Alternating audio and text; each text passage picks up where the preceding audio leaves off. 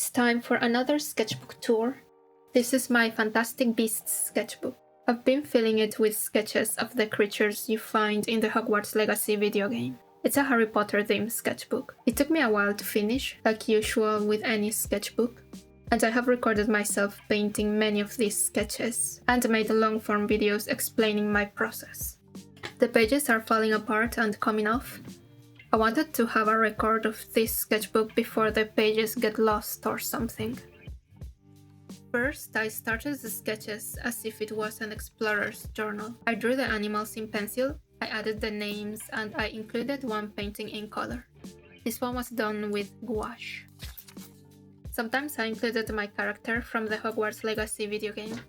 I played the entire story with a slithering wizard. You create your own character in the video game, so I called mine Miguel Funebres. In my imagination he's from Spain, so he should have a Spanish accent. Another creature. I played it in French, so I forget the name of the animals in English. The paper for the paint sketches is mixed media paper. I used washi tape to tape the sketches back, but sometimes it's not very strong, so I end up adding extra tape on top, just so it stays in place. It's not a good look, but I just needed them to stay in the page. Sometimes you can see the baby versions of the animals, so I drew those at times, like these ones over here.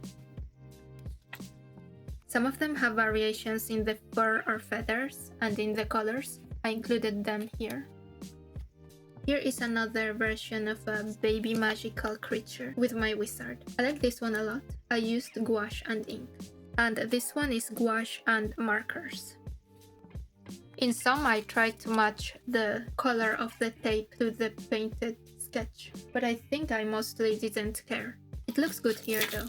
Maybe I should have continued. This one is cute. This is the baby version, so grumpy and sad looking. I didn't like this animal, but I included it since I wanted to draw all the animals you could find in the game first. This is the phoenix, the unicorns. I did not like this sketch at all, but at least I tried. The hippogriff. It's kind of sad that the color bled to the other page. I blame the bad quality paint. Same here. I think this is supposed to be watercolor. I can't remember. It's been so long, but I'm sure I recorded myself painting it. Since these were all the animals you find in the game, I decided from here on out to draw my favorite ones multiple times, or as many times as I wanted, to fill in the rest of the pages. So here we have a white hippogriff. More hippogriffs using gouache. These were my low quality gouache paints. It's very hard to cover the surface with them. Here I tried adding lines with ballpoint pen to help defining the shapes. It helped a lot. I do prefer this look instead of the full gouache. It does bring more definition, only because this gouache is just such poor quality. Look how all the pages came off. Scary sad. Oof. More gouache and ballpoint pen. And this one is gouache and black ink. I like the way the black ink shines. It's much more beautiful than with the ballpoint pen. This is gouache and ink. Very sketchy. And this one is full gouache, I believe. One of my favorite sketches in the sketchbook. This one is gouache and ink. And this, I think it was full gouache. I just used more water on the pigment to give it that watercolory look. The ink with the hatching worked well to give the illusion of feathery texture. This one was with gouache and color pencils. I like the texture that the color pencils added. Similar to this previous one, it helps give that illusion of many feathers. And since it's color pencils, I could add some nice blues and purples on the sketch. This one is also one of my favorites. The ink I was using gave it this relief look. Maybe it was too much here, but on the portrait it looks nice. This was another gouache and color pencil sketch. It bled out to the other page, on top of the unicorn sketch, which is unfortunate. I used gouache and color pencils for this, and you can tell I tried to use the washi tape to complement the colors on the sketch. These ones I also like. Gouache and color pencils. I was running out of animals to paint, so I decided to include some of the decorations of the castle that were animal themed. This one is from a tapestry, and this statue is from one of the courtyards in the castle, both using gouache and color pencils. More statues. The color pencils worked really well for the texture of this bronze copper statue. This one is mostly with gouache, but you can see the color pencil texture on the wing. There's a courtyard on top of the Hufflepuff common room. I think that's where I found this one. And this is a gargoyle version of a Kelpie, both with gouache and ink. More gouache and ink gargoyles of fantastic creatures. And this is a statue of a Kelpie. This is a statue of an Okami. It had flowers growing in the middle, which I thought was a nice detail. This is not in the castle anymore. This is the skull of a dragon. I used gouache and color pencils. There are dragons in the game, but you can't really have them or ride them. It would be cool if you could, like in Shadow of Mordor, but alas. These are more thestrals, one of my favorite creatures. Sometimes they have variations of color and hair. I really like how they both turned out. And this is just because I used some old paper to do the drawings on. I just knew I wasn't going to color them, so I decided to repurpose that paper for this sketchbook. Another thestral, and for this one I decided to draw my wizard and a chubby niffler.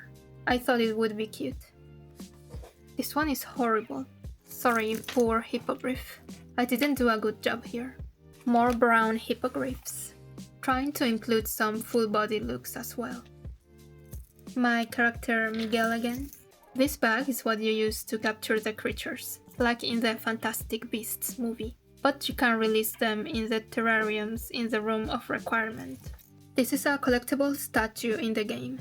I used markers and ink. I'm always using different mediums. I just get tired of using the same materials after a while. More markers and ink. I don't like this one, just the baby thestral. I really like how this one turned out though. It's too bad it bled through the other page. This one also bled out. It's sad even though I don't really like how this one's turned out. More markers and ink. I like the pale thestral. I also like my character here, and again it's very unfortunate that the ink bled through on the other page. More drawings of my character. I like both sketches a lot. It's starting to bleed out though. I'm wondering if maybe I should photograph these two sketches and paint on top of them digitally. It might be nice to turn them into digital paintings. Here I was tired of the marker and ink sketches, so I decided to do pencils like in the first pages. These are the post office owls, that's their logo. Some hippogriffs trying to portray the light and shade. Hippogriff portraits. And some sketches of them at flight. Sketches of thestrals trying to portray light and shade. And here more of the gesture to capture the movement or give the illusion of movement. These are all from my screenshots. Portrait sketch. Another one. More sketchy portraits. These two are very cute in a creepy kind of way. I really like these two sketches. A baby hippogriff and a baby thestral. Some more portrait sketches of hippogriffs. Some chubby nifflers. This one I like a lot too. This baby thestral. Some other creatures. Some full body quick sketches. Oh lord, look at that. That is scary. But these are more creatures, including baby unicorns. Oof. My character and his unicorn. Some sketchy phoenixes. This one is done with the Nice Tea acrylic markers that I got recently. And to finish this sketchbook, I drew my character surrounded by all his nifflers, using the same acrylic paints and ink. And that's it for this sketchbook.